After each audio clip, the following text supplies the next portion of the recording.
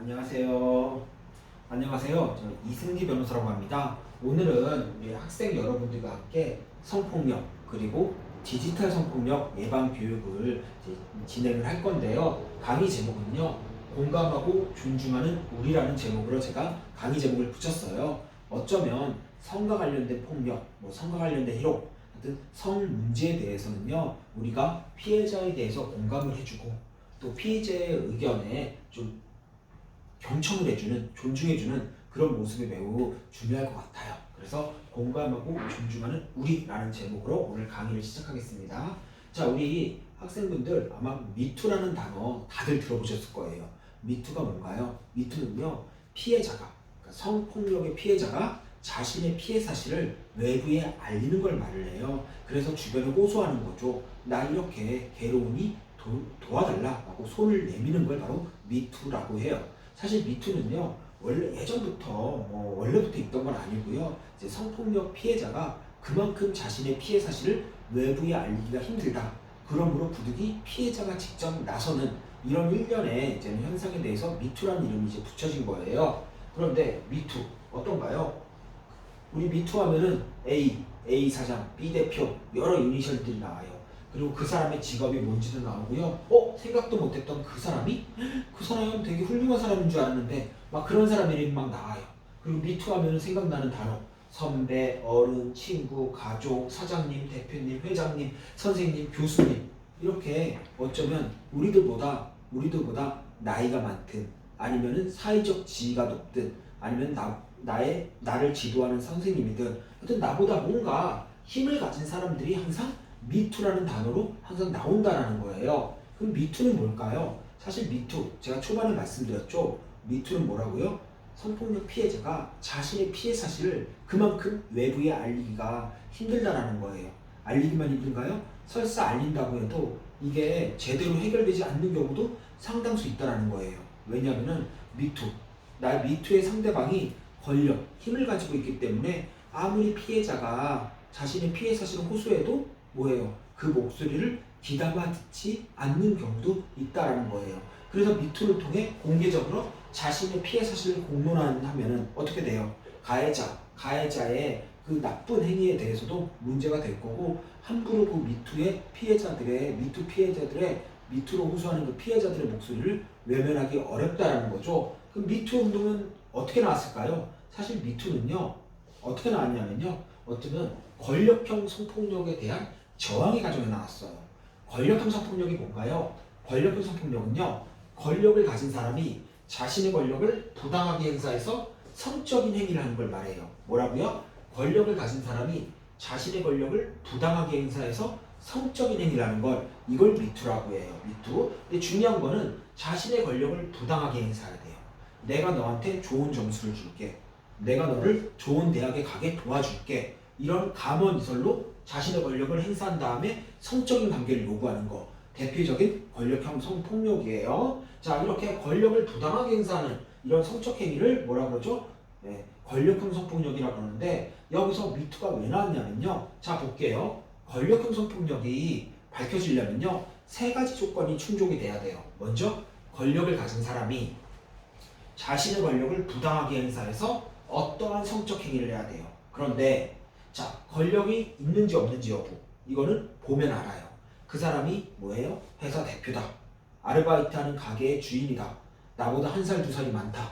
이런 게 다 권력이 되는 거죠. 권력은 엄청난 권력을 말하는 게 아니에요.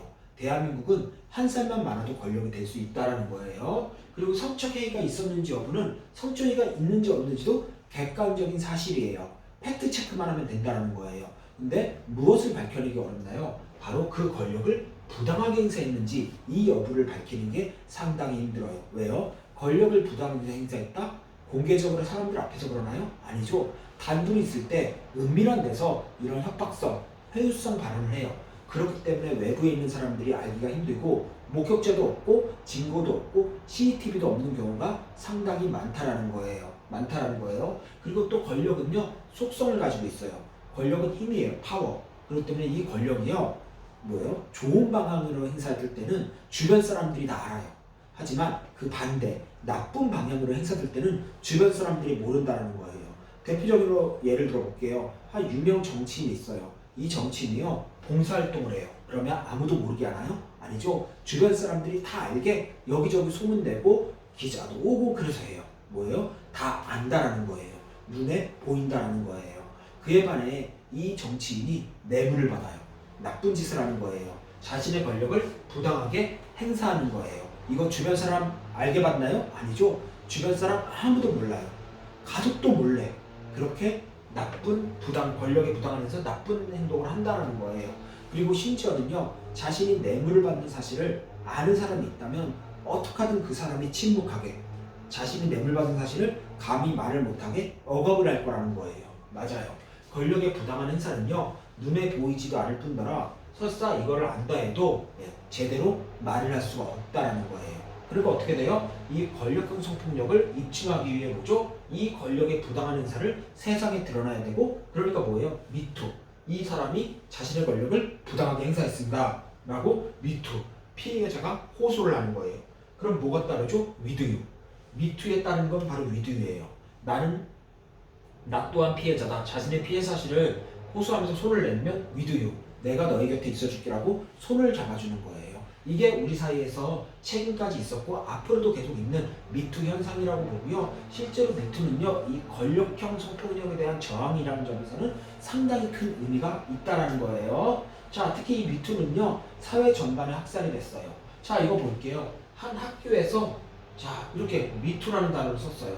미투라는 거를 칠판에 붙이면서 말을 했어요. 서울의 한 여고에서는요 학생을 불러내서 안마를 시켰대요. 어깨 이렇게 안마를 시켰다는 거예요. 전형적인 성추행, 성희롱이죠. 그리고 춥게 입으면 임신 못한다 라는 다소 이제 성적인 발언도 했다라는 거예요. 좀 대단히 부적절한 발언이죠. 대단히 부적절한 발언이에요. 그리고 은근슬쩍 여학생들의 허벅지를 맞은 이런 좀 부적절한 행동을 한 교사들도 미투를 통해 밝혀졌다는 거예요. 맞아요. 이 미투는요 단순히 유명 정치인, 경제인, 연예인을 대상으로 일어나는 것뿐만이 아니라 사회 전반, 우리 세계, 우리 세상 곳곳으로 지금 뿌리가 내려진 거예요. 학교도 그렇고요. 이렇게 문화예술계에서도 이제 미투가 활성화되고 있고요. 체육계에서도 그렇고요. 이게 바로 미투의 속성이고요. 실제로 미투는 지금 이 순간에도 어디선가 일어나고 있고요. 물론 미투가 억울한 누군가, 억울한 가해자를 지목하는 별로 잘못한 사람이 없는 사람을 지목하는 이런 역효과도 일부는 분명히 존재할 수 있어요. 하지만 그거는 좀 예외적인 경우고요. 실제로 미투는요. 권력형 성폭력에 대한 저항이라는 점에서는요. 나름 큰 의미가 있다라는 거예요. 자, 이 사설은요. 제가 이제 미투에 대해서 뭔 신문에 이제는 모 신문에 이제 제가 실은 이제는 칼럼이거든요. 나중에 시간 되시는 분들은 제목 검색해서 한번 읽어보세요. 내용 설명까지 하기에는 지금 말씀드린 내용을 좀 이렇게 제가 좀 구체적으로 설명했다라고 말씀드릴게요. 그럼 미투, 이제 미투 이후, 뭐 지금도 미투가 진행 중이지만 미투가 본격화된 이후에 우리가 바라는 세상은 어떤 세상일까요? 남녀노소 불문하고 누구나 안전하게 사는 세상이겠죠? 맞아요. 남녀노소 불문하고 누구나 안전하게 사는 세상. 또 다른 한편에서는요.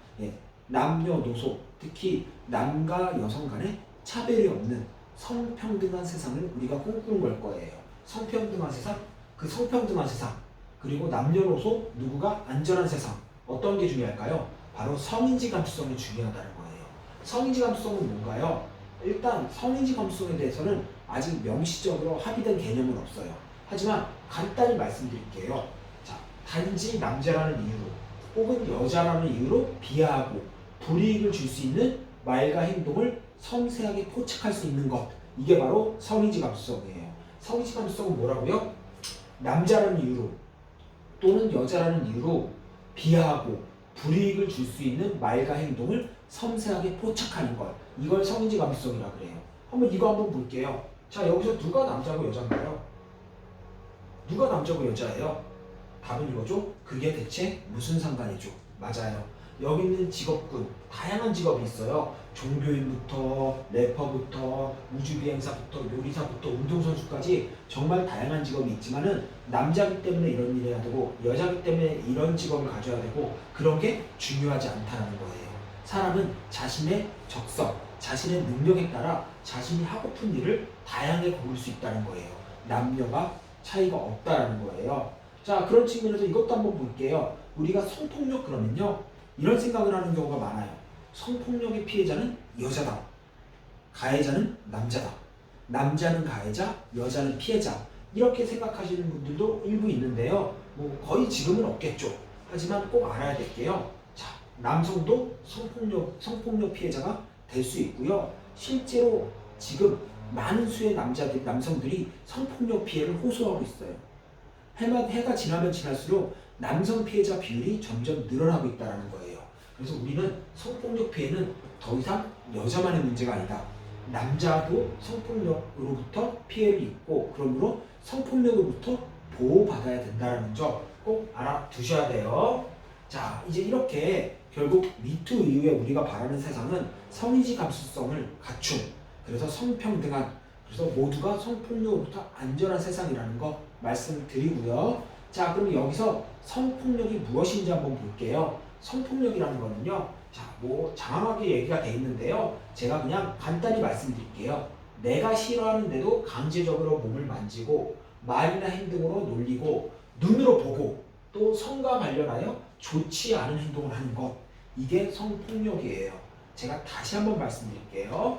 내가 싫어하는데도 강제적으로 몸을 만지고 말이나 행동으로 놀리고 눈으로 보고 성과 관련하여 좋지 않은 행동을 하는 것, 이런 걸 다 성폭력이라고 해요. 심지어는 눈으로 보고도 나오네요. 이건 뭘까요? 막 노출 심한 옷을 입었다 그래서 막 그거를 뚫어지게 보는 거, 이런 것도 어떻게 보면 일종의 성폭력이에요. 그리고 그 사람의 몸을 찢거나, 이것도 일종의 성폭력이에요. 다만 아직까지는 눈으로 바라봤다고 해서 뭐 처벌이 되거나 이러진 않아요. 하지만 단순히 눈으로 바라본 것뿐만이 아니라 이렇게 누가 지나가네 이렇게 바라본 게 아니라 사진을 찍거나 아니면은 뭐예요? 단순히 눈으로 보는 거에서 벗어나 몸을 이렇게 치마를 들추거나 뭐 옷을 약간 들추거나 이렇게 되면 그때는 당연히 성폭력이겠죠. 하지, 그리고 또 눈으로 보는 것도 지나가면서 쓱 보는 개념이 아니라 막 가까이 가서 막 자세히 뚫어지게 보면은 그것도 적어도 성희롱은 될 수 있다라는 거예요. 자, 하여튼 눈으로 보는 것조차도 성폭력이 될 수 있다라는 거고요. 특히 대한민국은요, 성폭력, 정말 이 성폭력이란 범죄에 대해서는요, 정말 크게 처벌을 해요. 피해자는 정말 두텁게 보호를 하고, 근데 특히 청소년에 대해서는요, 우리나라는요, 청소년에 대해서는 성폭력으로부터 안전하게 보호받을 권리가 청소년이 있단 말이에요. 그렇기 때문에 청소년에 대한 성폭력에 대해서는 정말 엄중하게 처벌하고 있고, 청소년은 정말 이중삼중으로 철저하게 보호하고 있어요. 그리고 최근에는 우리나라 법에서 성폭력을 저지른 가해자에 대해서는 엄격하게 처벌하고 있다는 점 말씀드리고요. 그리고 또 하나 우리가 또 말씀드려야 될 거는요, 성폭력은요, 남녀의 문제가 아니에요. 뭐죠? 남녀의 문제가 아니라 여여 간에도 문제가 될 수 있어요. 무슨 말이죠? 성폭력은 이성 간 또는 동성 간에도 일어날 수 있고요. 여학생뿐만이 아니라 남학생도 그 피해자가 될 수 있다는 거예요. 이 말은 여교사뿐만이 아니라 남교사, 선생님도 남녀 구분 없이 성폭력의 피해자가 될 수 있다는 거예요. 그리고 우리 학생분들은요, 꼭 주의해야 될 게요. 자, 성폭력 피해를 내가 당했어요. 근데 애매할 수가 있어요. 내가 과연 이게 성폭력이 아닐까? 왜 애매하냐면요, 아직 우리 학생들이 이게 성폭력인지 아닌지 정확히 그 개념을 모를 수가 있어요. 그렇기 때문에 내가 어떠한 좀 뭔가 좀 내가 기분 나쁜 일을 당했다 그러면은 그날 경험한 일들을 꼭 부모님 또는 선생님과 같이 믿을 수 있는 어른한테 꼭 얘기를 하세요. 그러면 그 믿을 수 있는 어른이 판단을 어느 정도 도와줄 거예요. 그리고 성폭력은요, 가해자의 책임이에요. 피해자한테는 아무런 잘못이 없다는 거 기억을 해야 돼요. 내가 친한 친구한테 성폭력 피해를 입었어요. 그 친구가 나의 몸을 만지고 막 이랬어요. 나는 이걸 문제 삼고 싶어요.